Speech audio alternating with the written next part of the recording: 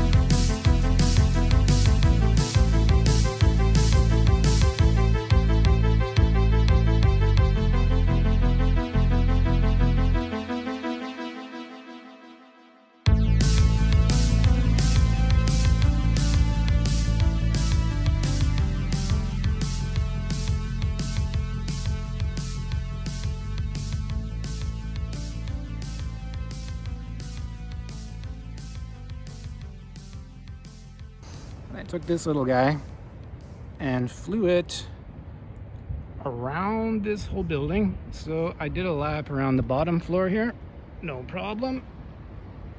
And then I got a little aggressive, and so I went higher around. And then I got a little more aggressive, and I thought, what happens if I just fly over the building and drop down the other side? So I was able to fly over the building, down the other side, and then pop up, come back over and down without any problems. LQ never went below, I think the lowest was 94%. No sketchiness from the quad. So what's happening now is that my video is becoming the limiting factor, but that's what you want. I want to know that the quad is not going to lose link or behave weird or anything like that, especially when you're exploring near the edge of your video. You don't want the quad to be acting funny when you're doing that, because you're literally on the edge of your video. So what I found, that since I can trust the quad 100%, like the quad can penetrate the building no problem. Now it's a matter of, can I see ways through the building on various floors? And yeah, that's maybe where the limitations of the video are stepping in a bit, but this is also where it gets interesting, because on these little guys, we're running analog, obviously Fat Sharks, analog 100 milliwatts, okay? 100 milliwatts, I'm going through this building, no problems. Like, it's more than enough. So take that as you will, right? Like, I know that everyone's got, you know, 1 watt video transmitters on analog, and you've got your DJI digital at 1200 milliwatts at, you know, there's an advantage to, in particular, the DJI system, but still, I gotta say that just analog on a tiny little quad is super powerful if you have it set up right. You can take these things pretty far and do some pretty crazy stuff with it. And to be honest, even if I could see every single floor in the entire building in great detail, I don't know if I'd want to fly there, because at a certain point you get so far away that, you know, even if I can see it, if I were to crash, how can I put it? There's a certain distance where I just wouldn't want to go and run after the quad and pick up the quad anymore if I were to crash there. Basically, I think there's just a limit on how far away you want to go, especially while you're pushing it and doing acro moves and stuff. Because, like, even in a building like this, you know, having to go up to the 4th floor or the 5th floor and find the quad and pick it up and come back down, that's going to take a good 15-20 minutes to do that. You can do it, no problem, but in a way, I'd rather spend that time flying than recovering quads. So, just saying.